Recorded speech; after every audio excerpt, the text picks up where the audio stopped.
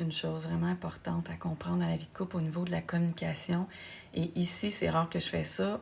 Dans cette situation-là, ça touche un petit peu plus les hommes vers les femmes. Mais ça touche aussi les femmes vers les hommes.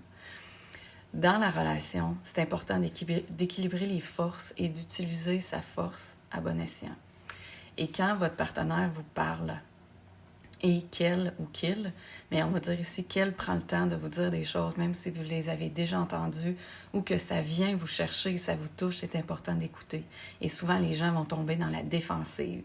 Les hommes, souvent, beaucoup vont se sentir attaqués comme s'ils étaient le gars pas correct ou comme si leur femme voulait les changer. Mais ça peut être vice-versa. Et la femme va se sentir pas vue, va se sentir comme si elle n'était pas appréciée et comme si elle n'était pas protégée. Et ça, c'est vraiment important de le comprendre. Elle va se sentir pas en sécurité. Pour elle, communiquer avec son conjoint, ça va être danger.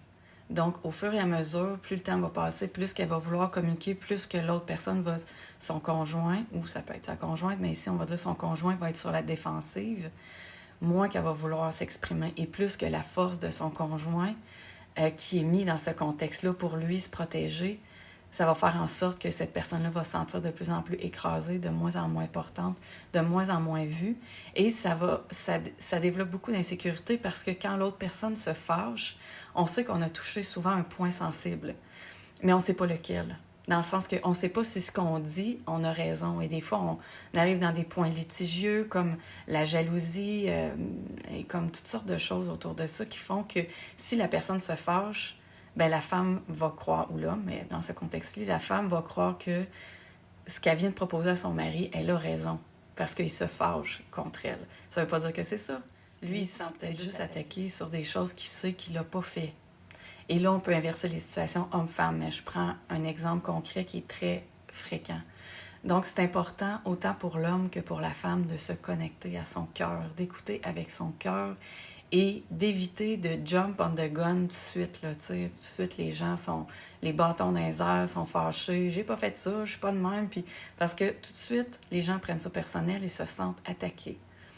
Donc, c'est important de part et d'autre d'utiliser notre force à bon escient, notre sagesse à bon escient et notre écoute, de vraiment se mettre dans son cœur quand on écoute l'autre personne, pour que le message rentre mieux et pour être plus présent d'esprit et qu'on tombe moins dans nos blessures. Parce que dès qu'on tombe dans nos blessures, on ne s'écoute plus. Et de plus en plus, ça crée comme de l'insécurité dans la relation de couple. Et si on prend le temps de s'écouter, c'est l'inverse. On va entendre plein de choses qu'on n'avait jamais entendues, pas de cette façon-là, et ça va nous aider, nous.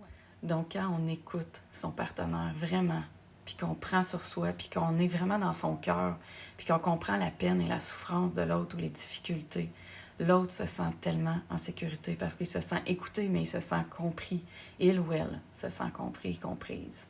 Et ça, c'est vraiment important parce qu'autrement, vous allez voir la personne avec qui vous êtes tranquillement pas vite se fermer de plus en plus et elle se sent tout le temps jugée, critiquée, tapée dessus, puis qu'il n'y a pas de réelle écoute. Surtout chez un homme qui a une grande force en lui, c'est important que cette force-là, il la prenne pour protéger sa femme, pour l'écouter, pour voir que chérie, je suis là, je te comprends, je te vois, je ne vais pas te taper dessus, même si ça me fait mal, je vais écouter et vice-versa. Donc, si c'est difficile pour toi, que tu tombes tout le temps là-dedans, prends rendez-vous avec moi, c'est mon métier. Je vais pouvoir t'aider à apprendre à mieux écouter et à comprendre ce qu'il y a derrière ça.